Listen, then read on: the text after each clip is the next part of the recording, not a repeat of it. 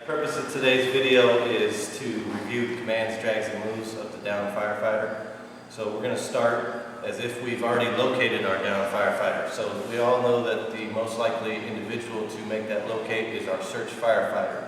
So he becomes the one to identify who the firefighter is and start making strap conversions while the air nav firefighter is making his air conversions. For the purposes of today's video, we will not be showing the air conversion. So as I approach the down firefighter, if he happens to be face down, I want to roll him. If I can roll him so he's positioned on his right side with his left side facing up, that is of the greatest benefit to me. It gives access to his buddy breather if we decide to use that option for an air conversion. Always remember, left for life. It's going to be situation dependent, depending on which way we can roll him. This is just our best case scenario. So my next option that I have to complete is getting an identity. So we all know we have number identifiers for our unit number. We have our names on the back of our coats, or if their helmet is close, I can see that he is an Engine 93 member. So it doesn't matter what kind of identifier we throw to command, just as long as we get something out there. So if all I can say is it's a member of Engine 93, it's command's job to figure it out at that point. So the next thing I need to do is determine the status of him.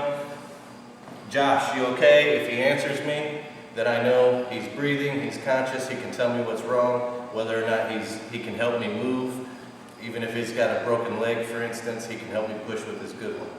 If he happens to be unconscious, I'm going to get close, listen for the exchange of air through his mask. If I don't hear anything, then I have to determine whether or not he's not breathing or it's a pack problem.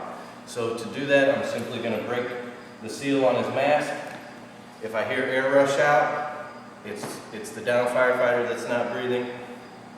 If I don't hear air coming out, then it's most likely a pack problem. We need to do an air conversion and get him on to the RIT pack. From there, I'll begin my strap conversion. So what I like to do is loosen up the shoulder strap a little bit so that I have a little extra play for my waist strap conversion. Again, zero visibility. I'm going to get his arm out of the way. I'm going to use the bottom of his pack by his bottle to identify my landmarks, find the waist strap, and I'm just going to get my hand underneath it and use the waist strap to my advantage. I don't want to let go, but I can use my body weight and the waist strap to roll him, reach across, find my release, get some slack in there. I can follow back up, find the top release, get some slack. Again, I don't want to lose my two sides of my waist strap, so I just take my hand, make sure I have the other side, then I can release the buckle and make my conversion.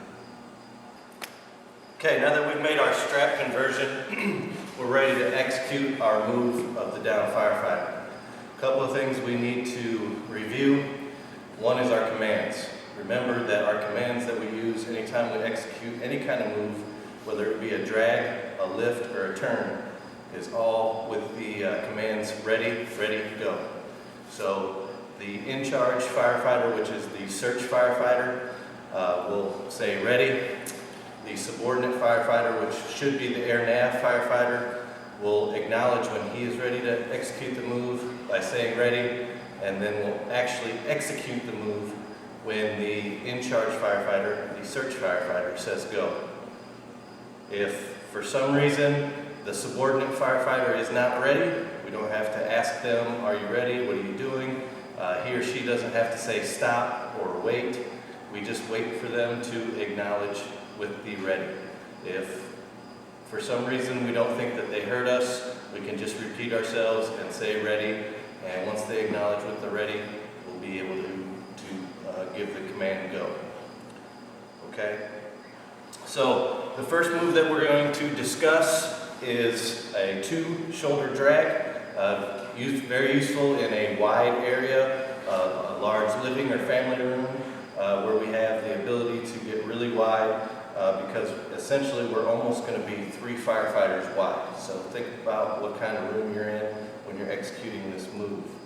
Again, the search firefighter that located and identified and did the assessment of the down firefighter is the one that is going to give the commands and determine how we're moving the firefighter. Air nav position is the subordinate. So as we get in to a two-shoulder drag, anytime we use our shoulder strap as a drag anchor, we have to dress our shoulder strap by grabbing the hold of it, cinching it tight, and grabbing it.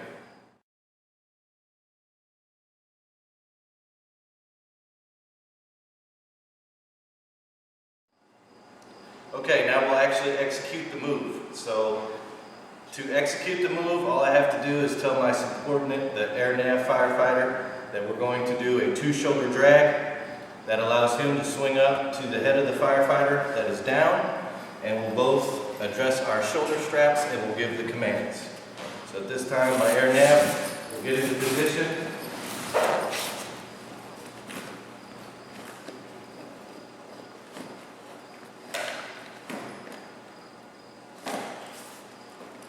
He will dress his straps.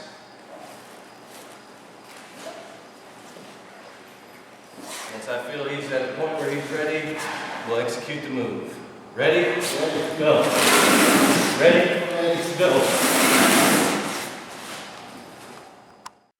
Ready? Ready, go. Ready? Ready, go. Okay, at this point, we've shown you the two-shoulder drag. Now we have to show you a different drag that we need to use when our spaces are tight. So for example, we're going down a hallway, an engine company's advancing a line, we need to get past them, so we need to get as narrow as possible. So to do that, we could transition from the two-shoulder drag, and I'm just going to give the simple command to my air nav firefighter that we're going to switch to a narrow profile. That tells him that he needs to switch and come between the firefighter's legs. My position as the search firefighter does not change. I'm still going to be on the shoulder strap to execute the move. So when I say LT switch to a narrow profile, he's going to come, he's going to lift the leg, he's going to get his shoulder in to drive on the pelvis, and he's going to straddle the leg between his, and we'll be ready. I take this time while he's making that transition, just retighten and adjust my strap again. Ready? Ready. Go. Ready? Ready. Go. Ready? Ready. Go. Ready? Ready. Go.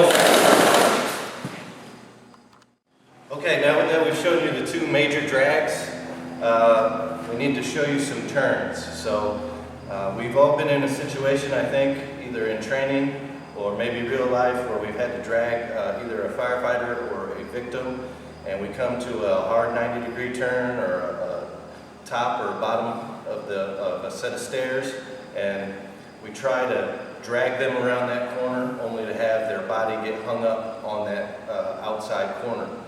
So if we can just take a minute to reposition ourselves and execute a turn, we'll be more efficient in the long run, and we'll be able to move the down firefighter more quickly.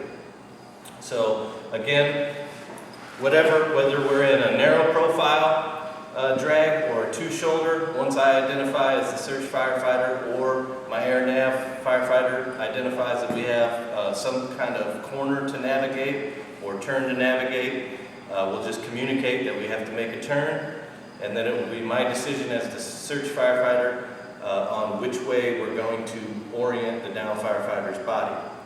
So to execute the turn, I'll have my air nav firefighter come in again. So our hand positioning changes ever so slightly.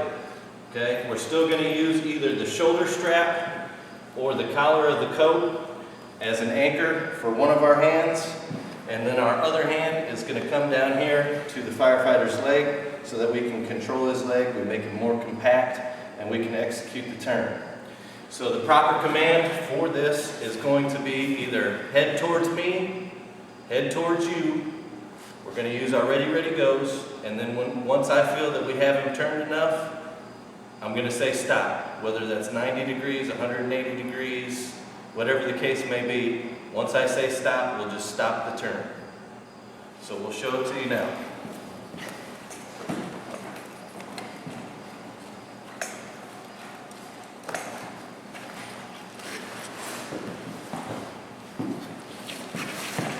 Head towards you. Ready? Ready. Go.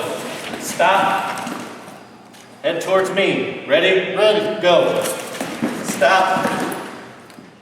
Okay, we've talked about drags and turns and commands. Now we need to discuss window removals. So the most important thing to remember about window removals is one, that there's 3 of them, and 2, all 3 have the same orientation with the down firefighter's body compared to the window. So at any point we're going to do a window removal, we always have to execute a turn to get the firefighter's feet facing the window. As you can probably imagine, as we drag and execute our drag to the window, our firefighter is going to be orientated so that he's head towards the window, so we execute that turn so that his feet are facing the window. So out of the 3 window removals, there is a face down window removal. So if the down firefighter was positioned so that he was face down, we can do that removal. Or if he happens to be positioned face up, we can go feet first out the window, which is very helpful if we're doing a first floor removal of a firefighter. That way he doesn't flap onto the ground as he exits the window onto his head. A lot of times we have limited space, so it's easier if we get his butt on the sill, his legs out, and he can be received by an outside team of firefighters. And lastly, we have face up, head first. Usually that is going to be our method of choice if we're doing any kind of second story or higher window removal, so that he can be received easily out onto the ladder. So the first thing that will come out of the window will be the down firefighter's head and torso. Okay, we'll start breaking these individual window removals down, and the way this will go is I'm going to explain the move, and we'll also be integrating some video clips of each movement in the move so that you can kind of get the idea of a little bit of a refresher how the move is executed. Please be considerate of the fact that we didn't have a window available to use, and we had to give ourselves access for the best video shots. So we kind of improvised with both a stool and a weight bar. But just use your imagination and think that we're doing the window removal. So the first one we'll discuss is face down. Again, the identifier to execute this move, I just look at my air nav person and I would say face down window removal. That should key them as to the type of move that we're doing. So if he isn't already positioned on his face, then we would have to roll him over. Again, we're assuming that we've already executed our turn as we've approached the window. So we would get the down firefighter positioned face down, okay? And at that point, myself and the air nav firefighter, our hand positioning becomes how we're going to execute the move. So we need to make sure that we have one hand on the cuff of the firefighter's boot and the other either on the jacket of the firefighter or on the waist strap. This move gets executed into 3 moves. So the first move will be shins to the sill, and we'll say ready, ready, go. We'll execute our lift as you'll see in the video clip now. Ready? Ready, go.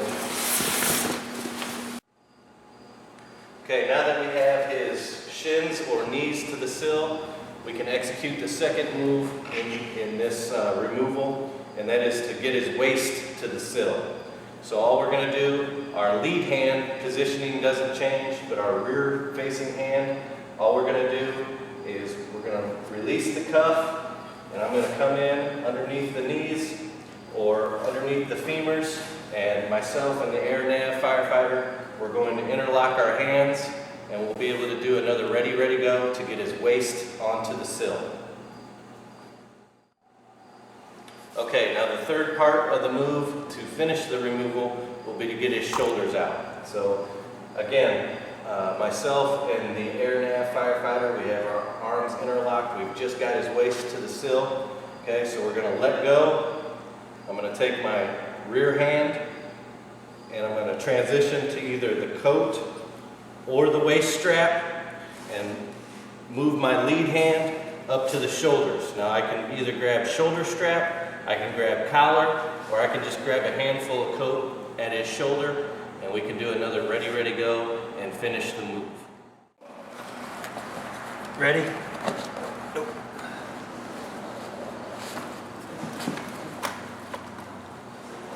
Ready? Go.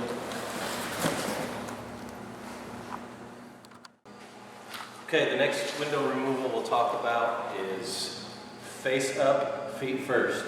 Again, this is a very handy removal if we're operating on a first floor window and we have to remove the downed firefighter. We don't have the clearance to take him out head first because we'll just drive his head into the ground.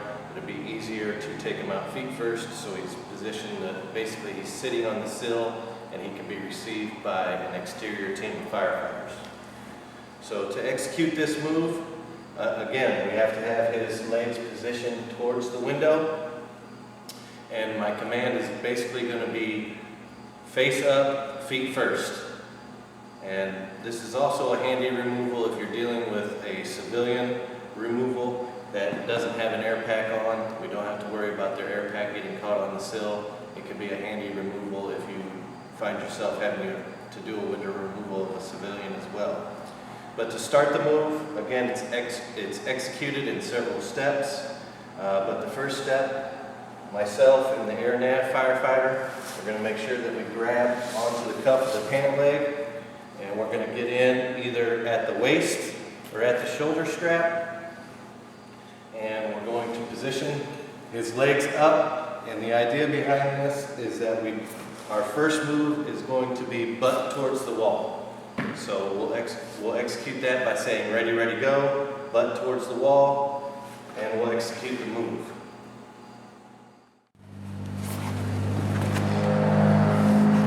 Butt to the wall. Ready? Ready? Go. Okay, the next part of the move, we've got his legs up, basically laying out the window and laying against the wall. So we need to change our hand position. Our hand positioning was on the cuff of the pant and either on the shoulder strap or the waist strap. So all I'm going to do is move my lead hand up to the shoulder or the collar, either utilizing the strap or the collar of the coat. And I'm going to move my rear-facing hand to the waist. Now I'm in an aggressive position where I can use my legs to execute a lift. So it'll be another ready, ready, go, and we'll lift out the window. Ready? Ready?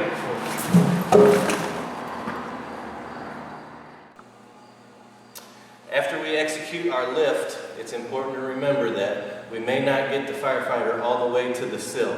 So we need to take our outside facing hip, and as we're executing the lift, we need to turn it inward, both myself and the air nav firefighter, so that we're facing each other, so that if we do lose him a little bit, we don't lose him or her back down to the floor. They can rest on our thigh, and we can execute another ready, ready, go, and finish the move out the window.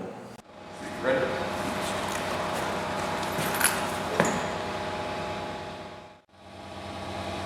The final window removal we'll talk about is face up, head first. And that would be my command to execute the move, followed by a ready, ready, go.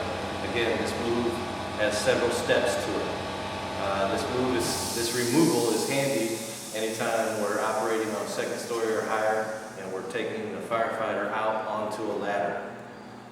So the first part of this move would be myself and the air nav firefighter. We want to get his legs positioned so that his toes are against the bottom of the wall in line with the window opening. So in order to do that, we have to both lift his leg up and kind of hold it there, and we'll both get a hand onto the waist strap or coat, whatever works best. And our first move will be toes to the wall, and it'll be followed by ready, ready, go.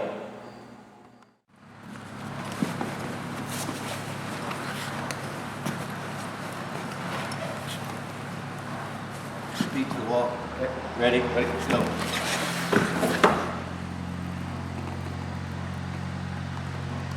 The second part of the move, after we have his toes against the wall, is to change our hand positioning. So my rear-facing hand, the one closest to the window, will now come onto the waist strap or into the coat, whatever you find most convenient, whatever's easiest to grab. My lead hand will either come up to his shoulder strap or his collar. At this point, the command will be up and out the window, ready, ready, go. Ready? Ready, go.